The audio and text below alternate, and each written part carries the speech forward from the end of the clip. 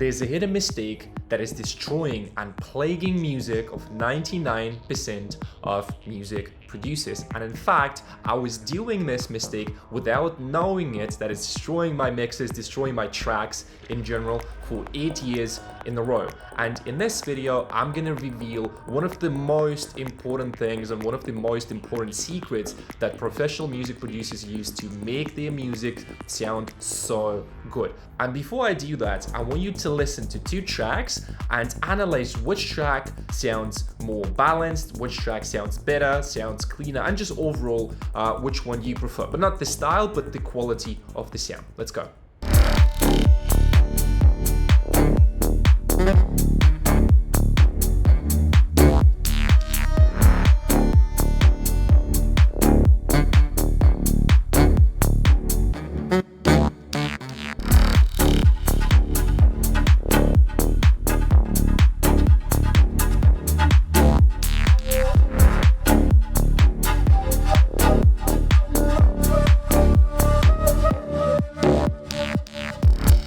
And now the track number 2.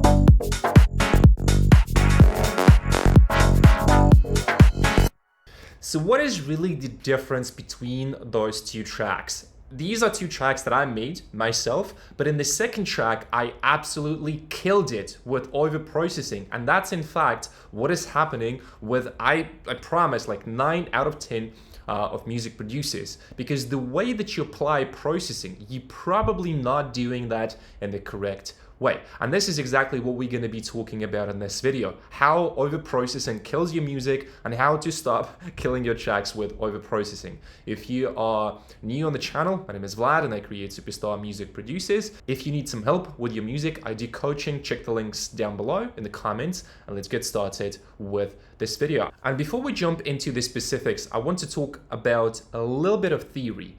So there's a thing that I now see, like how I see it, it's to me like original versus cover.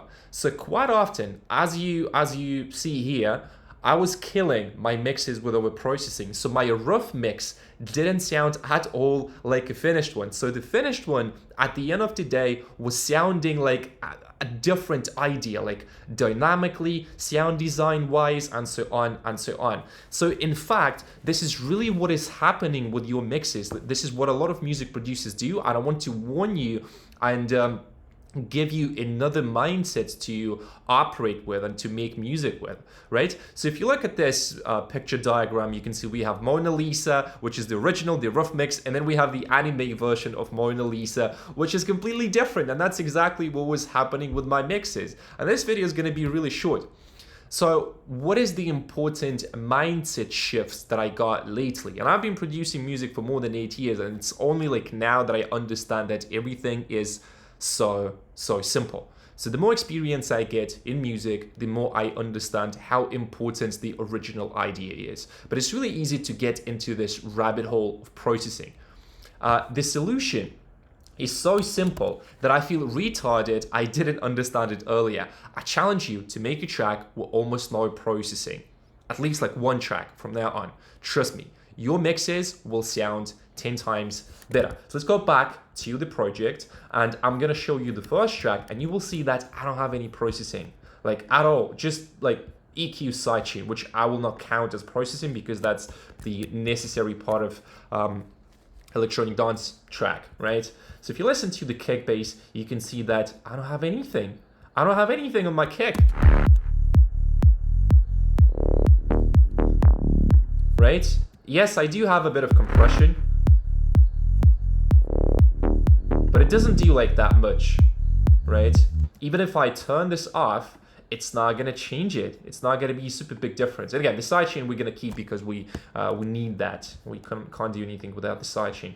I just did a little bit of stereo cut to make sure that the bass is really mono. But again, it's so simple. And if you listen to this bass in the club settings, right, in the studio, let's say we're gonna go here. It's nice.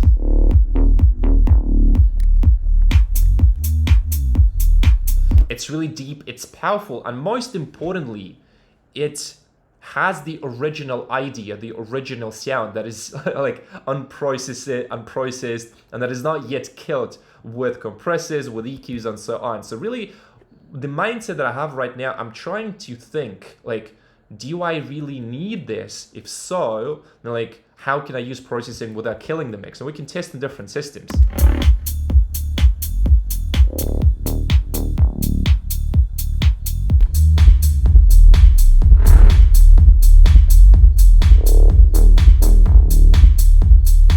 Quite often, all you really need to do is just reduce the loudness, or like the gain of the instrument, right? And then like with the drums, again, I just have sidechain processing, no EQ, like nothing. Same goes for the instruments. You can see I have cello. It's just like a subtle EQ cut, right?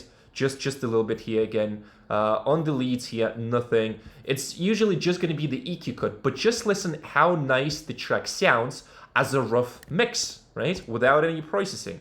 On the group, I just have like a subtle EQ cut at 60, which is like a really nothing.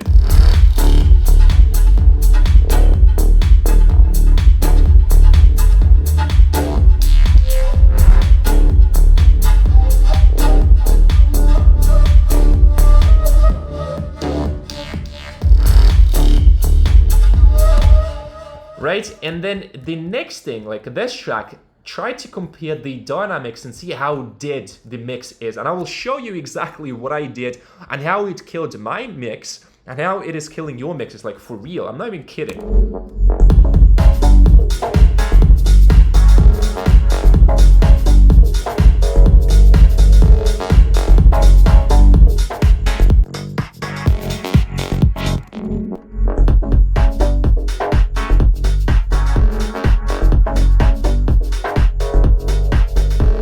The mix just feels dead, and let me show you what is really happening, and let me show you what you should be avoiding if you want your mixes to sound professional, right? So first I was doing some sort of EQ. Okay, the EQ I can understand, right? But if I disable like all this stuff on my drums group, suddenly it starts to sound better, and I'm like, what the fuck? Just listen to this.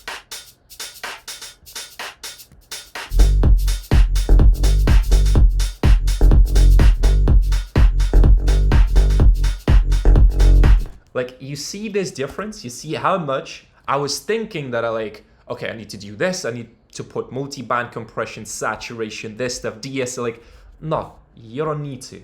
Quite often, what we do is we try to make the original idea sound better, but instead we are ruining the idea. And you want to keep the original as much as possible. Like, we want to remain the art, the original idea, the original intention, and the original energy. Like, we're just killing it.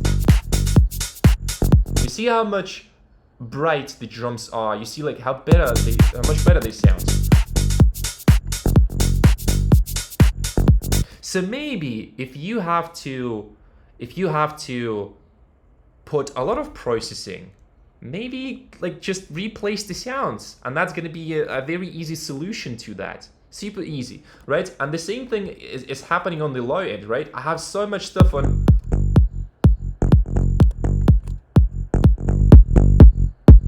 But maybe in the first place, I could have changed the kick sound, because like it just doesn't work with this bass, right? Maybe I can make it slightly quieter, and then again we can remove the processing. There's like so much stuff happening, and you may think that you know what you are doing, but in most cases you're just ruining the mix.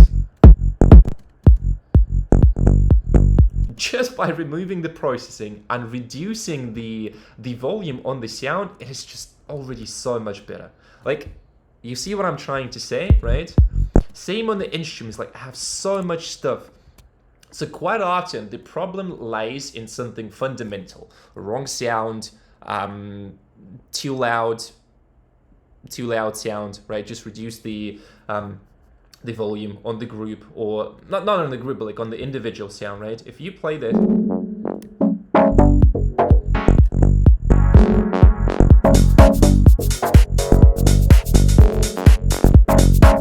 So you really see that the sound selection is really weak, and that's what I was trying to explain.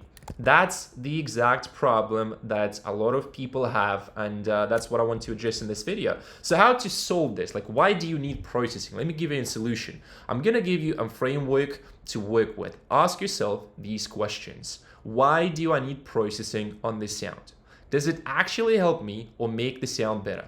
If I remove processing, does it make sound better or worse? Will replacing sound solve the problem? Can I fix this sound with least amount of processing? Simple questions, but they really help you to be more analytical and just think about the mix, because it's not just about throwing a bunch of stuff on the channel and thinking that it's going to magically solve the problems and make you mix sound like the pros, right? It's so simple, yet so many producers, even with years of experience like myself, forget about it. And I just realized that like a couple of weeks earlier, and I feel retarded, but that's the reason why I want to make this video. Summary.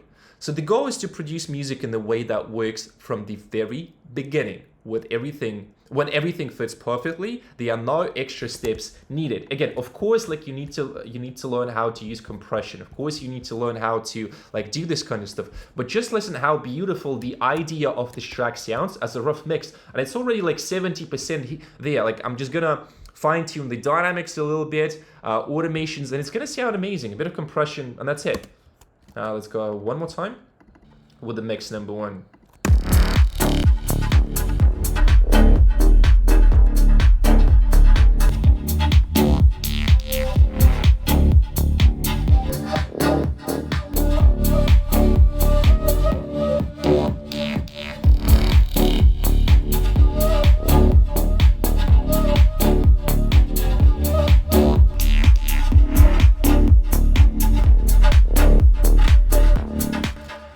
And what's beautiful about this approach with the least amount of processing, you will instantly see how your mixes translate to literally any system. So you'll thank me later.